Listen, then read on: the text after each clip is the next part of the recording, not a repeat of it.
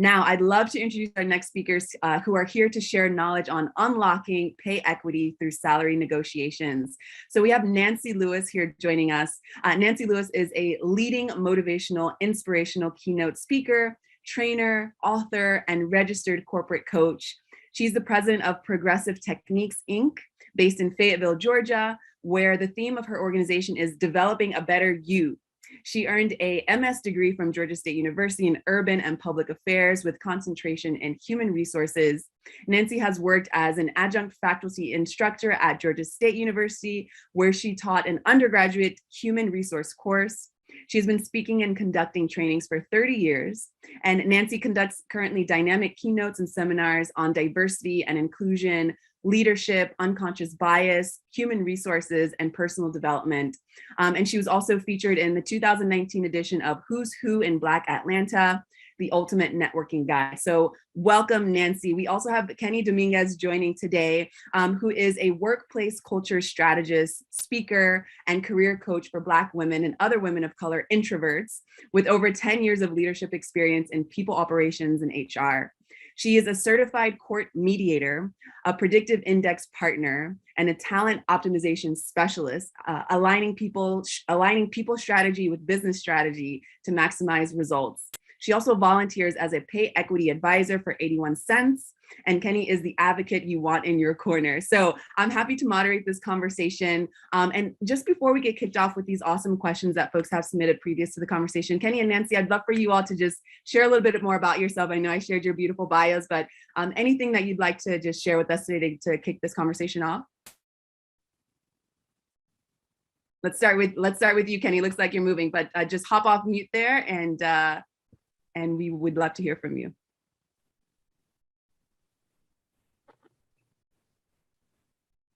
Sorry, Keni, I think you're on mute again. So go ahead and unmute yourself.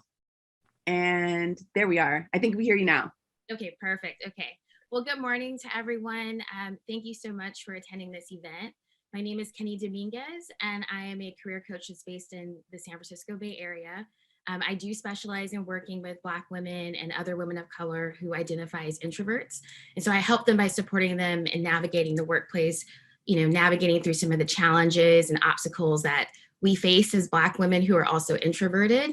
And I also like to focus on the intersectionality of race, gender, and cognitive type, along with team dynamics and how that plays out in the workplace.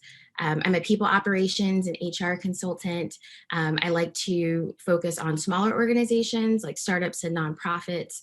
My career has been anything but linear. I'm so excited to be here. And just thank you to everyone for joining this event. I hope it's helpful for you. Beautiful. Thank you. Nancy, how about you? Give us a brief introduction and then we'll roll into the questions. Well, I'm a native of Indiana, but I live in Metro Atlanta now. So happy to be here. Thank you for the invitation. And I've been doing this as an entrepreneur next month, 26 years full time. And I came out of healthcare, so I have a healthcare degree. So I transitioned because that was not a good fit for me because it was too boxed in, too linear. I'm a very atypical boomer who had like about 8 jobs before I started my own business. That's not typical for boomers. So I teach people with all my experience, having worked as an HR professional, a trainer, teaching Dale Carnegie courses for many years. I teach people a lot of mistakes I made, they don't have to make as a coach. So I keep it real for people. I tell people I'm unapologetic about what I say. And so it's important for people to understand people pay you, they pay what you feel you're worth. So you have to ask for what you want. You can always negotiate down. You can never negotiate up. So it is important today. I'm just going to share some tidbits, but I'm happy to be here. Love doing the training, love working with clients across the country. I've done international work, so I'm very thankful to have been out here for 26 years, helping organizations tap into their greatest asset, their people. So thank you for the invitation. Awesome. I love that we're kicking off with some transparency at the gate. So I really appreciate both of you. And let's start with this first question here. And I would love for both of you to pick up the mic. But Keni, let's start with you. Okay, so conversations about money, especially salary, are hard for everyone. This is even more true for underrepresented groups, as we see with the pay equity gap. How have you witnessed these conversations evolve over time? You know, it's been really interesting, I think, over the past 2 years specifically. With the pandemic, I think the conversation has been evolving rapidly. And I think a lot of that has to do with social media and just the amount of time that we've been spending, on our digital lives, right? And so, with just all these different influencers and content creators who are sharing infographics and talking about personal anecdotes and sharing their stories, it's becoming more commonplace. And I think people are becoming just more comfortable sharing and talking about their experiences around salary, talking about money. A lot of us have grown up, especially in our community, this idea where, you don't really talk about money, or you don't really talk about your salary. That's not something that you share with other people. But I think what we're learning, especially if I'm looking at like the millennial generation, we're just a lot more comfortable talking about our work experiences. And you can see that all throughout the internet.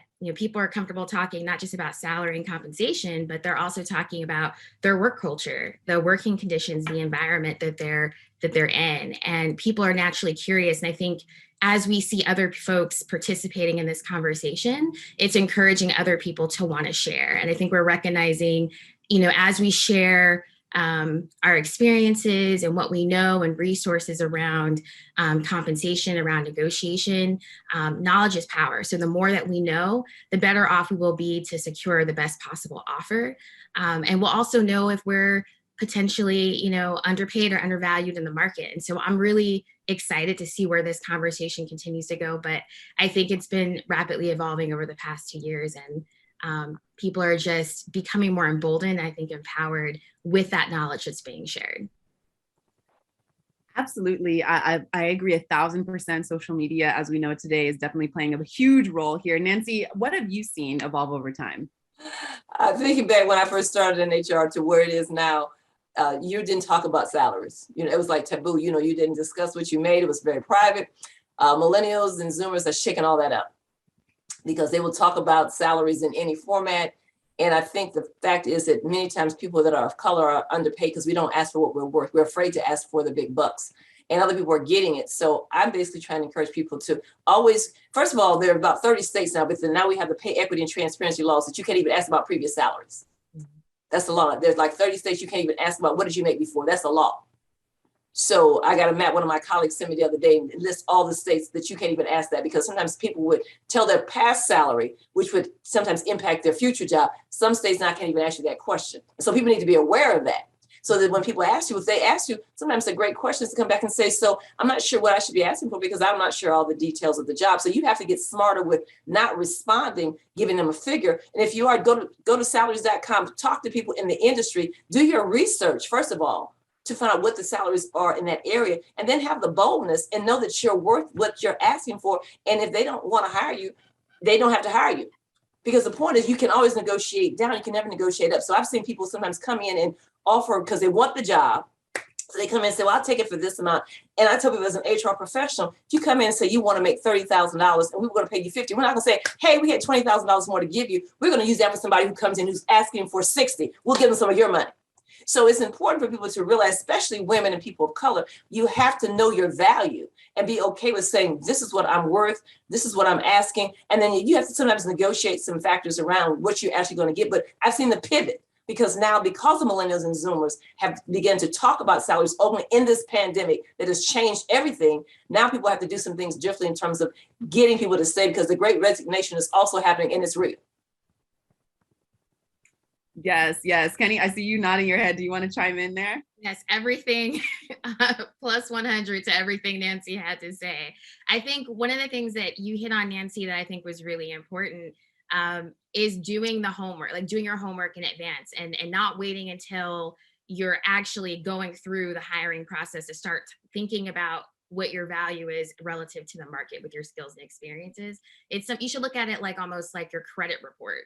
You shouldn't just be checking it when you need credit. You need to be checking it all throughout the year so you're not caught off guard. So when a recruiter reaches out to you for a potential opportunity, you have a sense already like, okay, this is for this particular title, for this job, for my experience and skills, this is about the range I would be expecting for this particular position.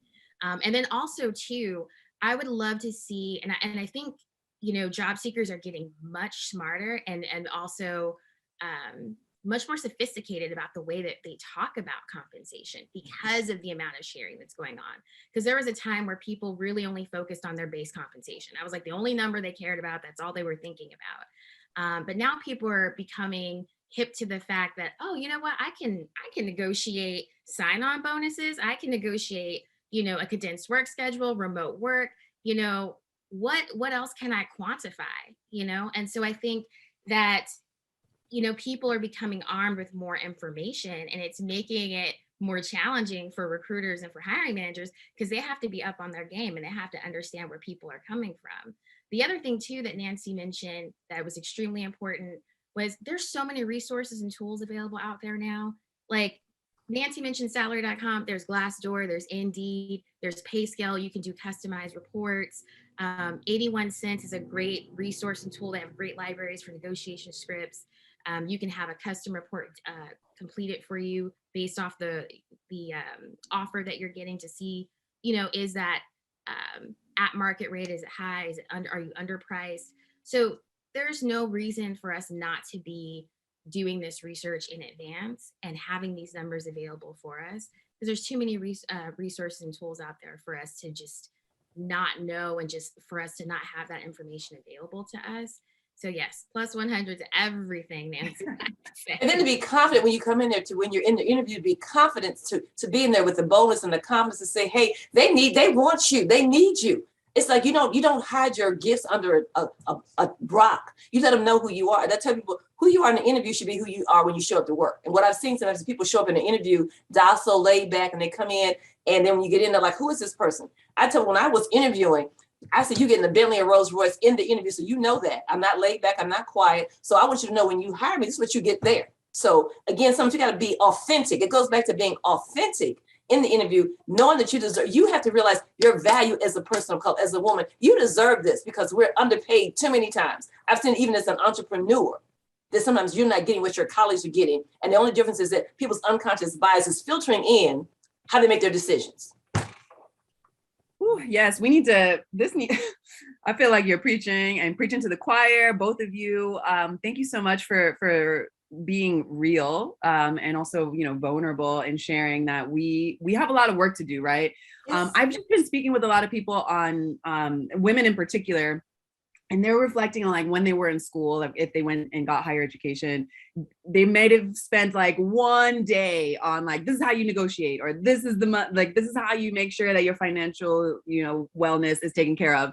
So now it's like, okay, we can't rely on schools to do that. And we're joining these virtual events where we're hearing, women who are encouraging us and just people who are encouraging us to take initiative, do the research, first the self-work to know that you are worthy, and then put it into place. I would love to bridge it into this next question, because then, how can we share that responsibility with the hiring manager, for example? So this question reads, theoretically, pay equity, especially in terms of asking for something that you deserve rightfully for your efforts, should not be so tough to achieve, especially within the corporate setup, theoretically.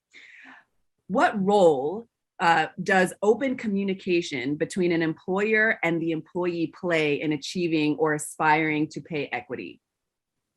Well, I just have to say the key factors of that is having organizational trust, which is not always high.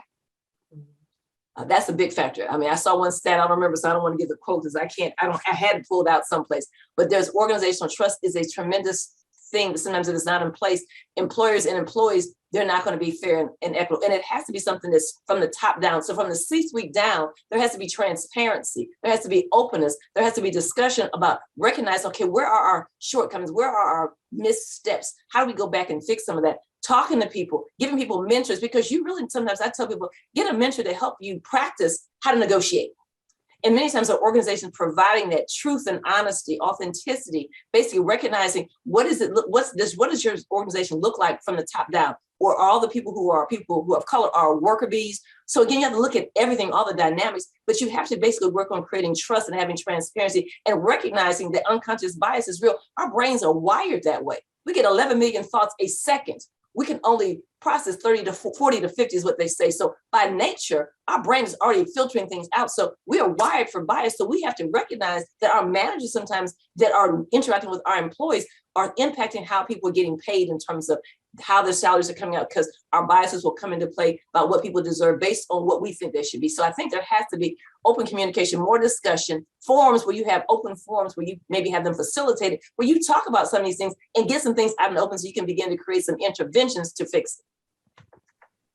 Absolutely, absolutely. And Keni, I'd love to pass the mic to you. We have someone here writing in the chat box. What are your opinions on the value of base salary versus equity? That's where I get tripped up while negotiating. So from my perspective on a base salary and equity, like one thing you have to understand about equity is that, you know, in order for it to really be worth anything to you, like there has to be like some sort of liquidity event, like something that happens where either your company goes public, or you know there was some sort of merger and acquisition that occurred. So a lot of times, what some of these recruiters will do is they'll say, okay, you can take, they'll offer you like a lower salary but more equity, or you can get higher salary and less equity as an option. So it's kind of like, okay, you pick and choose.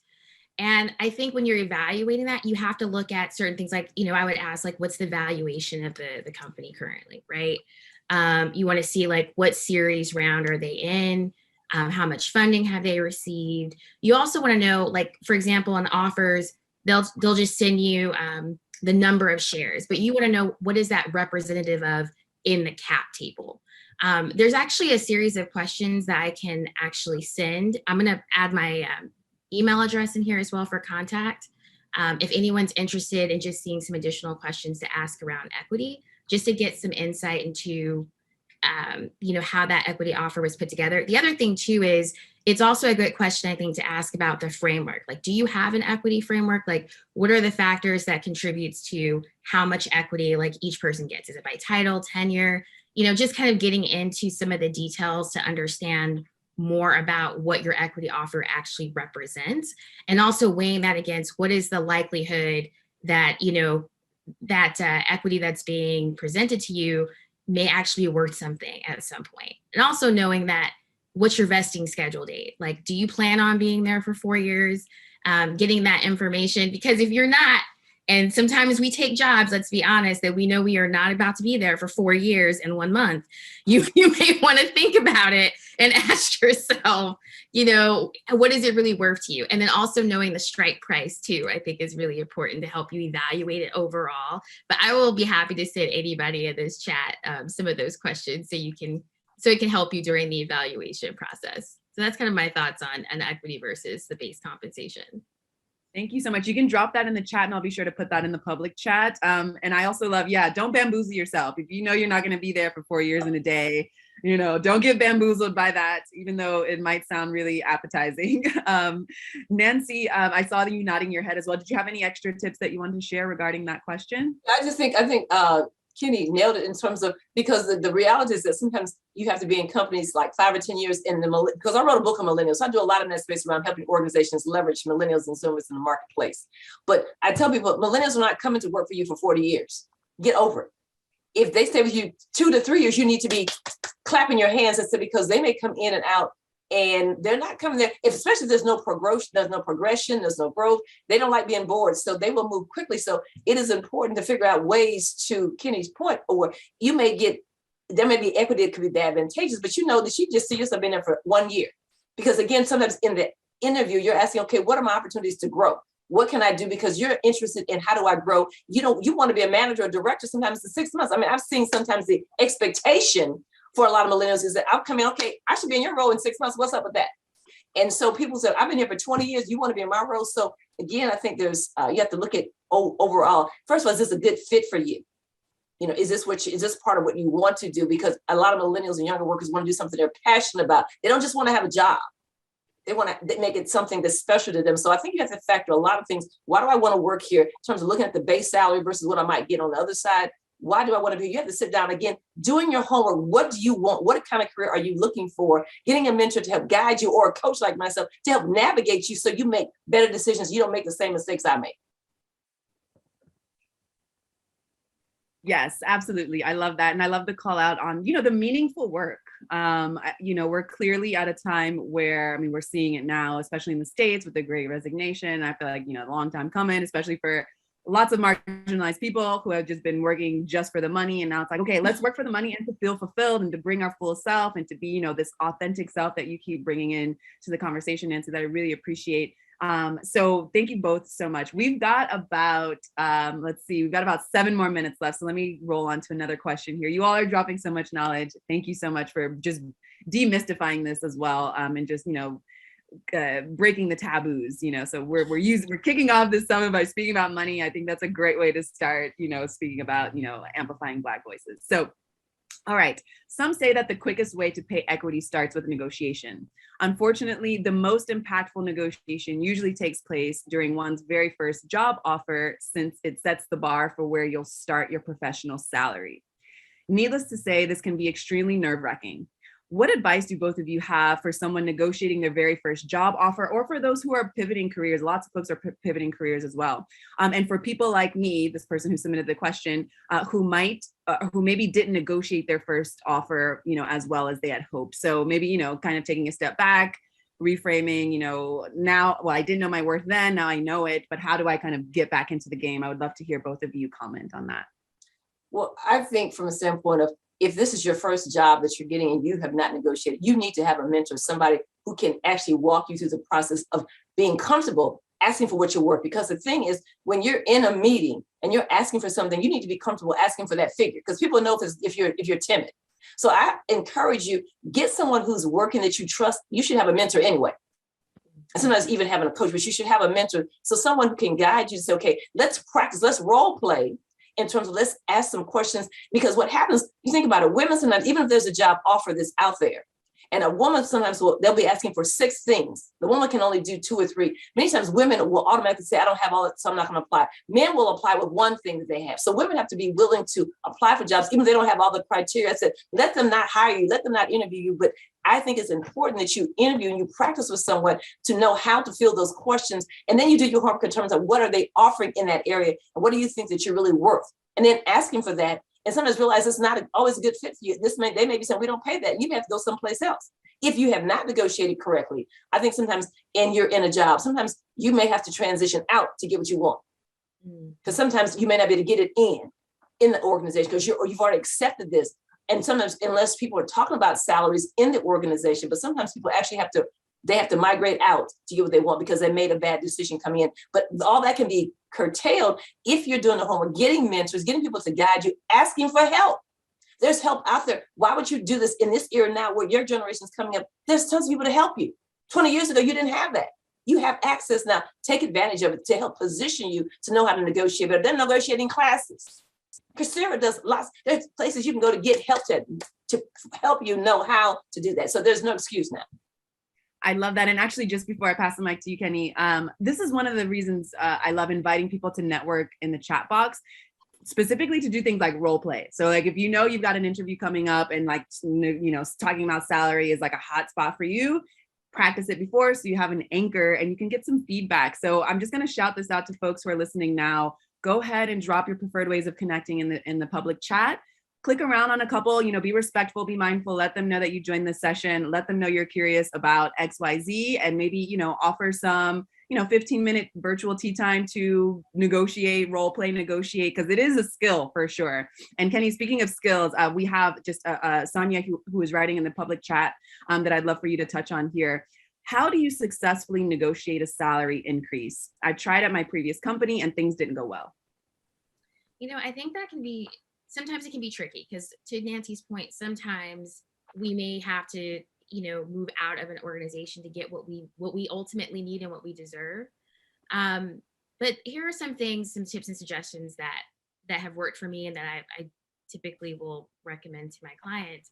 So one is doing the research, right? Like making sure that you have a sense of what is the range for that specific position. Now, to one of Nancy's earlier points, a lot of companies are not really transparent around salary bands and leveling information. If you are lucky enough to work at a place where that information is accessible, then that's where I would start. So I could get a sense of, okay, what is the number that I'm looking for? And also too, if you ever get a promotion, don't just assume and be excited about getting that promotion. Like check and make sure like you're getting paid what you need to for that next step. But that's another conversation for a different day. But for this question, like do the research first to make sure you have a sense of where you fall on that scale. And then also too, what I always encourage folks to do is get a doc, get a Google Doc, start writing down and tracking your accomplishments and tracking it back to company goals or or any type of team goal that it may have rolled up under, so that you can show the value that you brought to the organization, your contributions, if there are new skills that you've learned, certifications that you've received or obtained, and also practicing on Zoom or on a Google Hangout and recording, hit the record button and practice talking with a friend and role play with them and ask for your raise. But I like to script out things as an introvert. That's just my style. So I will get a document and I will start scripting out what I want to say to my boss or my hiring manager, and how I'm going to talk about it, and what order too, that I want to say that information. Now, also something to know is that every time you negotiate, because negotiating at its core is self-advocacy, right? It doesn't mean that they're going to say yes all the time. In fact, if you are negotiating and people are just telling you yes all the time, then you're probably not asking for what you really deserve. So don't take those no's as, you did something wrong or internalize it that way. It may be possible, Sonia, that when you were trying to negotiate the salary increase with your manager, they just didn't want to give that raise to you for whatever reason. Without having additional context, it's harder to know. But don't let the no's stop you from continuing to negotiate.